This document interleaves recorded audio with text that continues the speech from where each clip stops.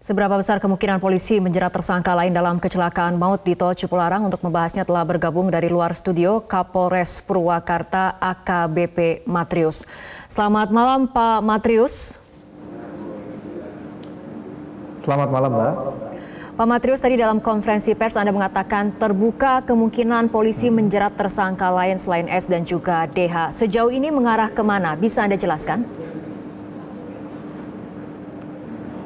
Baik, kami jelaskan bahwa sesuai dengan hasil olah TKP, pemeriksaan saksi-saksi maupun saksi ahli, serta juga olah barang bukti dan bukti-bukti pendukung yang ada, diketahui bahwa peran pengemudi S ini memang hanya membawa kendaraan. Sementara untuk pemuatan material tanah sehingga overload lebih 25 ton, di mana seharusnya 12 ton ternyata mengangkut 37 ton, itu memang ada yang mengatur. Dan untuk itu kami akan menyelidiki lebih lanjut, sehingga seperti yang kami sampaikan, tidak menutup kemungkinan ada tersangka-tersangka lain. Siapa sebetulnya yang memerintahkan tersangka ataupun supir truk berinisial S ini untuk memuat sampai kelebihan muatan hingga 300% ini? Baik, jadi kami sudah membentuk tim dan tim ini sedang bekerja sekarang Mbak. Baik untuk melakukan penyelidikan kaitannya dengan pemuatan tanah yang lebih 3 kali lipat atau 300%, maupun tim ini melidiki ke arah manajemen kendaraannya. Apakah ada kaitan satu manajemen saja antara manajemen kendaraan dengan manajemen pengangkutan tanah ini atau berbeda, kita sedang selidiki ini. Pak Matrius, truk yang dikendarai oleh tersangka S dan juga DH ini apakah berasal dari satu perusahaan yang sama, satu manajemen yang sama? Dari hasil keterangan dan pengecekan surat-surat kendaraan dan bukti lain, memang kita ketahui bahwa kendaraan ini dari perusahaan yang sama dengan inisial perusahaan J. Apakah polisi akan memanggil pemilik perusahaan berinisial Y ini? Tentunya setelah penyelidikan kita semakin dalam, kita juga akan memanggil seluruh pemilik ataupun manajemen operasional kendaraan ini, dan juga manajemen apapun yang mengoperasionalkan tanah yang diangkut oleh truk ini, Mbak. Dan itu terus kita sedang perdalam, tim kami sedang bekerja untuk itu. Oke, Pak Matrius, tapi kemudian dari kondisi kendaraan sendiri, pengakuan dari tersangka S, apakah kendaraannya uji ataupun laik untuk berjalan di jalan tol? Jadi dalam melakukan penyidikan ini, kami melakukan penanganan olah TKP dan penanganan olah barang bukti itu secara sinergis dengan seluruh instansi lain, terutama para pemangku kepentingan bidang lalu lintas angkutan jalan. Dan untuk kendaraan pun sudah dicek langsung oleh para penguji dari Dinas Perhubungan Provinsi Jawa Barat, kemudian juga oleh APM atau agen pemegang merek kendaraan tersebut.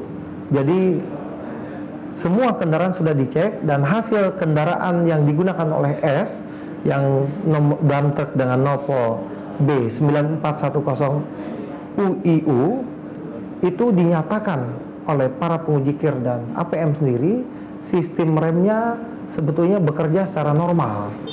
Hanya memang karena kelebihan muatan sampai 300%, di mana ternyata medan yang dilalui menurun panjang dari kilometer 97 ke kilometer 90 sepanjang kurang lebih 7 km, sehingga banyak dilakukan pengereman-pengereman yang mengakibatkan rem ini panas, dan koefisien pengereman semakin rendah dan efektivitas atau kepakeman rem pun berkurang, sehingga pada saat kendaraan itu mendekat ke arah kendaraan-kendaraan yang mengantri karena di depannya ada terguling, tidak bisa menghindar lagi. Dan ini juga diakui oleh saudara S bahwa dipengaruhi karena saudara S mengemudikan kendaraan menjelang tikungan itu di gigi tinggi, yaitu gigi 6, sehingga begitu turunan terdadak untuk memindahkan ke gigi yang lebih rendah, yaitu gigi 5 dan gigi 4. Oke, baik Pak Matrius, siapa lagi pihak-pihak yang akan dipanggil terkait kecelakaan maut di Tol Cipularang ini? Kita akan membahasnya, tapi kita harus ikuti jeda berikut terlebih dahulu. Kita akan lanjutkan kembali perbincangan masih bersama Kapolres Purwakarta AKBP Matrius. Pak Matrius, mengenai pihak-pihak mana lagi yang nantinya akan dipanggil oleh polisi terkait mengenai kecelakaan maut di Tol Cipularang ini?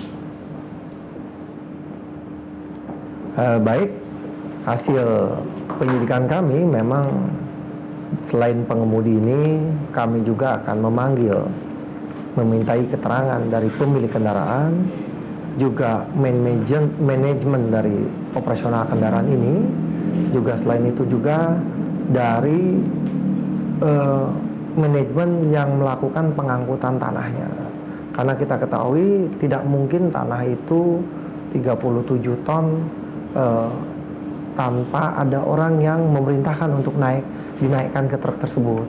Karena keterangan dari pengemudi S sebagai tersangka pun sudah jelas, ditambah lain bukti-bukti lain memang overload, dan ini bila tidak dilakukan penyidikan lebih lanjut, penegakan hukum yang tegas, tentunya ini akan berulang terus dan kejadian-kejadian serupa bisa terus terjadi.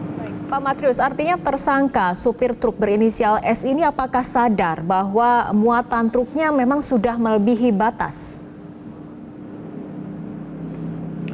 Jadi pengemudi S ini berdasarkan keterangan yang bersangkutan dalam pemeriksaan kami memang mengetahui bahwa ancaman kecelakaan akan terjadi akibat kendaraannya mengangkut material tanah ini yang lebih daripada yang seharusnya, yaitu mencapai 300%. Dan yang bersangkutan menyatakan bahwa setiap mengangkut kendaraan ini sebetulnya yang bersangkutan selalu beriringan, karena bila terjadi trouble kaitannya dengan kelebihan muatan tadi yang sangat berdampak terhadap sistem pengereman, yang bersangkutan ada teman yang menolong.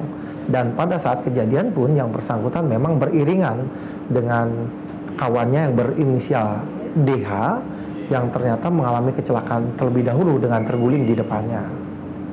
Oke, untuk tersangka S ini kemudian dikenakan pasal kelalaian yang menyebabkan kematian orang lain. Apakah nantinya pemilik truk ataupun manajemen dari perusahaan pemuatan pasir ataupun pemuatan tanah ini bisa dikenakan pasal yang sama, Pak?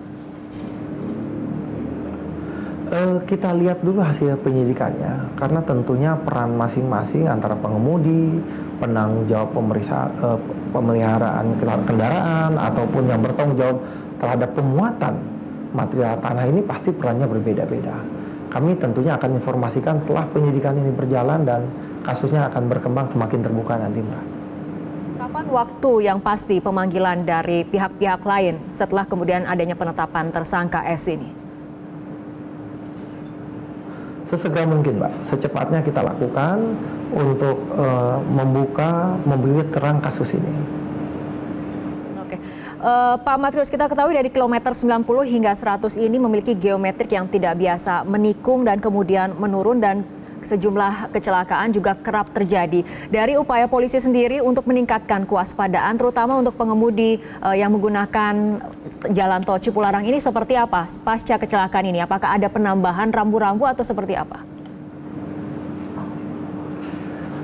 Jadi tadi sebelum penetapan tersangka, kami seluruh pemangku kepentingan bidang lalu lintas angkutan jalan, terutama di ruas tol Purbalenyi, sudah melaksanakan diskusi terfokus atau fokus group discussion, di mana beberapa poin kami dapatkan bahwa yang pertama, sesungguhnya untuk turunan jalan di kilometer 97 sampai 90 itu, kalau kita lihat kelandaiannya ternyata masih di bawah 11%. Namun memang cukup panjang, dan sebetulnya sesuai informasi yang disampaikan dari pihak Jasa Marga sendiri sudah ada perencanaan untuk melengkapi instrumen-instrumen keselamatan, termasuk juga akan membuat jalur penyelamat, termasuk juga mungkin tidak direncanakan ada penambahan jalur ketiga selain 2 lajur yang ada.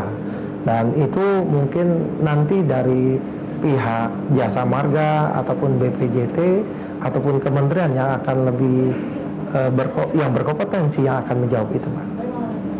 Baik, Pak Matrius, kita akan terus tunggu bagaimana pendalaman dari kasus ini dan kemungkinan penetapan tersangka baru lainnya. Terima kasih AKBP Matrius, Kapolres Purwakarta telah bergabung bersama kami dalam Prime Time News untuk malam hari ini.